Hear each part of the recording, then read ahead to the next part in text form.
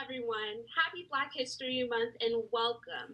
My name is Julia Wang, and I am a senior broadcast journalism major, criminology minor, studying at the Howard University Cathy Hughes School of Communications.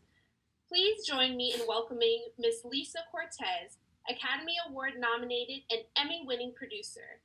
As a producer, her work includes The Apollo and Precious, and as a director and producer, her work includes All In, The Fight for Democracy, and the remix, Hip Hop Times Fashion. She will also direct the upcoming Little Richard feature documentary. Please join me in welcoming Miss Lisa Cortés. Hello. Hello, Julia. Hi, Lisa. How are you? It's so good to meet you. I am very excited to be here tonight. How are you doing? I'm doing well. We are, what, 8 days or a couple days into Black History Month, and I think it's been a joyous celebration thus far. And I'm so happy to include the Apollo in that celebration, and I'm so honored that you were able to collaborate with Howard University Association of Black Journalists. So I'm so happy to be here with you. It's a great honor. Thank you. Of course. Just to hop right into it, I want to know really just what inspired you to join in producing this project, and why is it so important to watch? I was so inspired by both the director, Roger Ross Williams, the unique vision he brought as a storyteller, and by the institution itself. It's so hard to imagine that no one had ever told the story of the Apollo Theater before. And with the lens of a storyteller that Roger has. So it was not just about the theater, but it's the people who live there, the artists who perform there, the new works being created there, and what does Apollo 2.0 look like? And so the opportunity to make visible all of those story threads was like really exciting for me. Absolutely, and you touched on exactly what I wanted to talk about, which was for 87 years now, which is amazing that, or amazing not maybe in the best way, that nobody has done a documentary on such a historic site and such a pinnacle cornerstone of the Black community, and especially as it's been, the heartbeat of Black America, bringing together communities in front of performers like James Brown, Billie Holiday, Aretha Franklin, Ella Fitzgerald, Lauryn Hill, and so many more, but most recently, a fellow Bison, Ta-Nehisi Coates. How were you able to tackle fitting 87, well, then 85, years of rich history all into a about 90-minute documentary? It was no easy feat because so many incredible performances and stories that we had to leave on. Well, there's no more longer, we don't cut film anymore, so I can't say on the cutting room floor, but there were stories that just couldn't make it. I think what is interesting when you look at the evolution of the Apollo and of African Americans in entertainment and our social and political history is that there are moments that all line up when what is happening in our communities is evidenced in our art, and the Apollo played a very important role in providing a stage for the art, the activism, the conversation to come together. I think the best, one of the great examples in the past is Billie Holiday singing Strange Fruit at the theater to an audience that we saw, really welcomed um, the impact of what she was sharing. But even in the present, when we look at the stage version of Between the World and Me, that was realized by another Bison, Camila Forbes, who was the executive producer at the theater. Like the that as Ta-Nehisi says, that the Apollo is like the only place where that could be conceived, and how that conversation that he had with his son that he wrote in the book is the conversation that all of us are having as Black people around the dinner table and with the people that we love. And so you see that, as a place of convening and nurturing um, our songs, our art in the struggle. The Apollo shows up through history at many important times. Every single time, never misses not one important part. And, in the spirit of Black History Month, I actually had the opportunity to read your article, Why a Single Month Does Not Suffice for Black History Month in Variety magazine. And it was one that I thoroughly enjoyed, by the way. I want to make sure I note that. But I want to acknowledge, like you were saying, how the Apollo shows up in the middle of everything, and that it's kind of like the meeting point of history and protest and activism and also art and creativity. I want to acknowledge that without films like this and like yours, and also my mom drilling into me Black history facts from a very, very young age, like everything known to man, that a lot myself and a lot of other Black children would never have the chance to learn about not only the sad and devastating, traumatic parts of our truths of our history, but also the inspiring, the uplifting, the prideful parts of our community too. And I think the Apollo plays a humongous a part in that. So, what role do you hope that the Apollo plays in teaching Black history, both in and outside of this month, as serving as that kind of meeting point for activism and art? Um, I was thinking about this quote that Brent Staples from the New York Times said, and he said, history is the only education. If you don't know the history, you can't view it critically. You can't get to solutions. And I think the role that I think that the Apollo is like a North Star. It's like a beacon. It speaks to resilience and creativity. It speaks to a way forward, and I do think that that is a real necessary um, symbol for us to hold on to during these times to help us navigate through some really turbulent moments that we're moving through. Absolutely, thank you. And speaking of the North Star that is known as the Apollo, there were a couple other stars in the documentary itself, from celebrity interviews, from ranging from Pharrell to Jamie Foxx to Angela Bassett and Smokey Robinson, and those were just the ones that I saw in the trailer alone. I wanted to ask, which interview did you enjoy most and why? Oh, so many greats to choose from. I love all my children. Yeah, and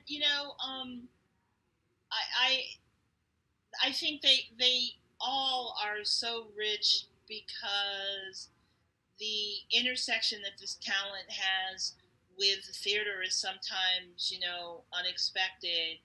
I always love hearing from our elders, and I love the Honorable Charles Rangel, just because his engagement with the theater spans for so long. And he was an important part of saving the theater. So that's one that I hold dear. And because I think people need to know his name, and hopefully, Google him after they watch the film, and learn more about, this incredible man. Um, but all of the interviews are come with such great backstories, as like, okay, we only have 30 minutes, but it's like the best interview ever with one person, or the interview was pushed over the course of 8 months, but when we finally got it gave us more than we ever could have expected. Um, and people showed up because they love the Apollo. It's important to their careers. They come back and they perform at fundraisers. this connection to the theater is not just like, oh, I played, New York and I played the Apollo. No, it's like the Apollo, it's like Lana Turner says, is us and we are the theater. There's a little bit of shared DNA. And that's what I think all of the interviews speak to. Absolutely. And I feel like I have my own connection. Like when you said the Apollo is us and we are the Apollo, I feel like I have even had my own connection with the theater itself. I was raised to have a lot of art and cultural experiences. I was taken to the theater often, especially the Apollo Theater when we were able to visit. So it holds a very special place in my heart, and especially coming to Howard and joining HUAVJ, we take a famous picture in front of the Apollo Theater when we go on our annual New York media tour trip. And it's always like the pinnacle of the trip. Everybody looks forward to taking their picture. We all get on our Howard gear. Sometimes putting it on right in front of the theater itself because we're so busy and everything. So I want to acknowledge that I feel like we all have our connection. Even if you've never experienced it before, I'm sure you have some connection with it. And I feel so honored to be able to speak to you and but also to view the film and see everybody else's connection, especially the people that you don't interact with on a daily basis, but those in the big lights and big names. But I want to know, what is a special personal experience that you have with the Apollo, Miss Lisa? Because I know we were talking a little earlier before we started about the new Popeyes and Krispy Kremes that's coming to the area. So I know you must be super familiar with it, but what is your special moment that you really feel that soul bonding connection with the Apollo? That is a great question, Julia. There was a time that I think it was maybe like right before it closed in the 70s, and they'd be showing movies there, movies that, had been out many, many years before. And one day my dad took me and we went to see the Ten Commandments. My father had no patience at all. We got to the fifth commandment and he said, "We're going." And I'm like, what? I was like this little kid. It was so amazing, like, to see all these commandments occurring and locusts and right. And he's like, I was like, but why? He goes, "Oh, we know how this ends." And I was like, I don't. I was really traumatized in a way because, I didn't get to see the end of the movie. Right. And I always felt when I went to the theater, and we spent a lot of time filming there, the team was so generous of letting us just roam around and shoot in nooks and crannies. I always felt like, okay, I am completing that engagement with the theater. I might not be seeing the last five commandments, but there is something that's happening to heal that bond that I felt kind of got disrupted when we left after the fifth commandment. Well, I hope you've forgiven your father since then about ripping you away from the fifth commandment. We went for a great meal after, so and that's what counts. And that's what counts. I wanted to say my personal connection with the Apollo outside from HUAVJ was, I remember, like I mentioned earlier, my mom would always try to integrate Black history, whether it was in the classroom or outside the classroom. So she would buy all these Black history workbooks. I don't know where she got them, especially without Amazon back then, but she would get them in between flashcards and workbooks and reading books, and sitting on the couch watching documentaries with her. And whether it's like the Unsung series, I've watched a couple of those where they performed at the Apollo. So it was very much ingrained into my childhood. And she also made me do one of my third grade school projects on the Apollo. So wow. Yeah, she was like, "No, you're going." Every time we had a project opportunity, she was like, "You are going to do something related to Black history." I remember in fourth grade, I did one on Shirley Chisholm.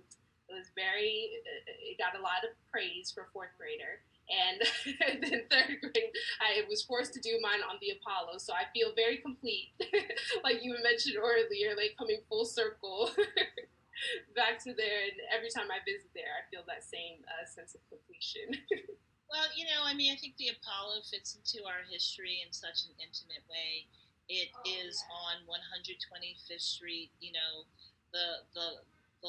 center of life for us Harlemites.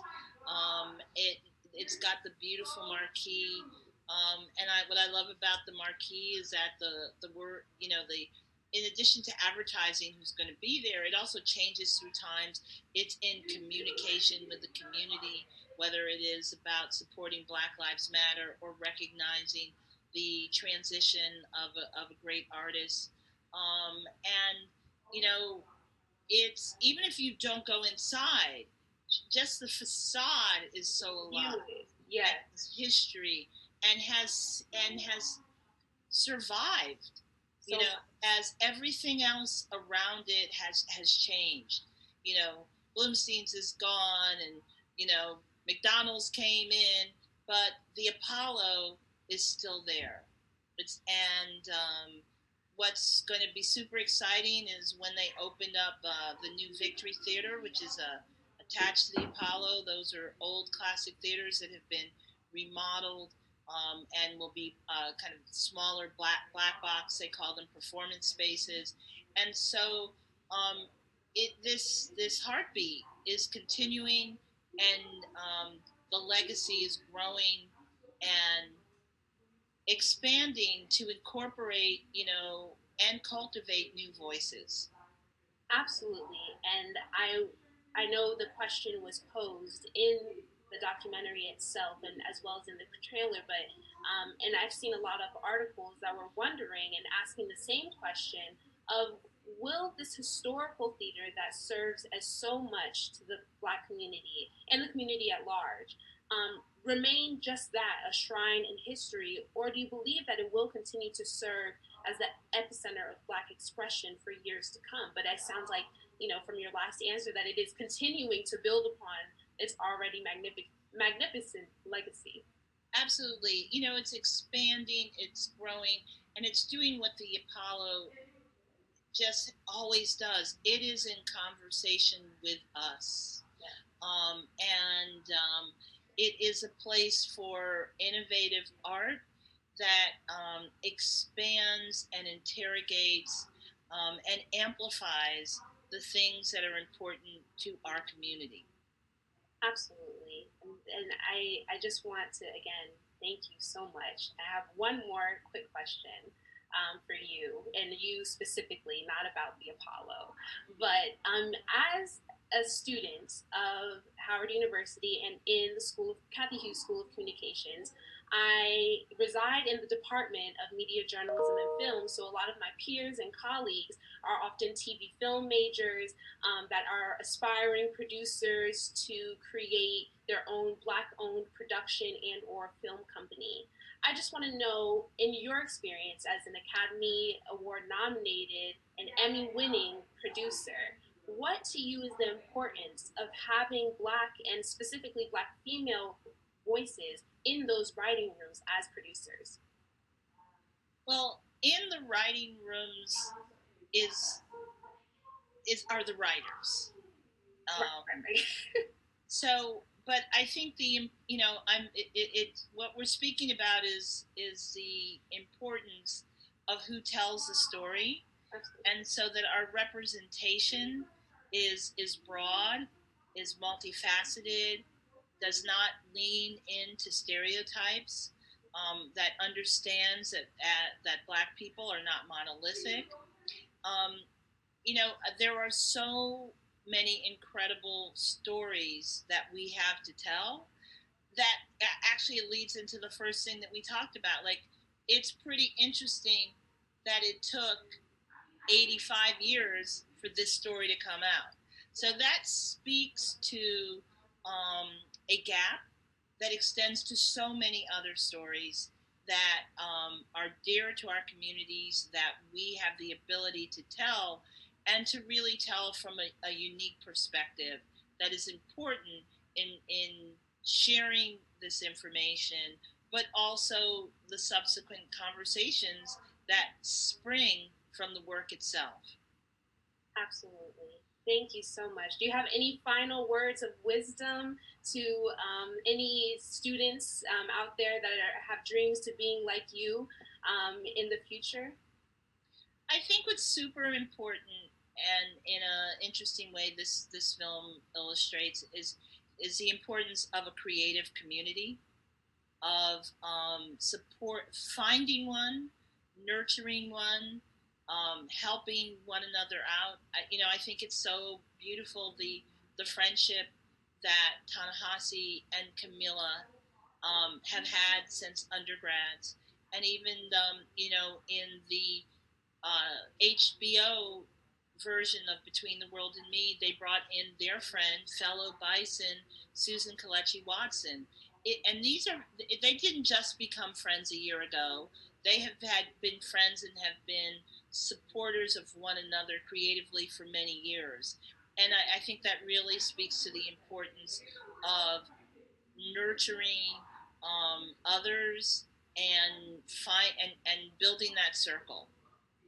Absolutely. And I am so excited to see where even myself and some of my peers as Bison are in a couple years, and hopefully we will be able to collaborate on such an amazing project like this one. So I just want to say thank you again so much, Miss Lisa, for your time and your eloquence and your grace and your amazing experience. And I just want to say that I personally greatly enjoyed the documentary, and I thank you for being that voice in our community to shed light on this pinnacle of the Black community. So thank you so much.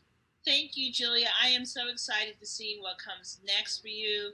I see great things in your future. And just remember me when I call you asking for a producing gig in a couple of years from now. Please take my call. I will. I would never miss it. Thank you so much, Miss Lisa. Have a great rest of your night, and I hope everyone enjoyed. Thank you. Thank you. Good night, everyone. Good night.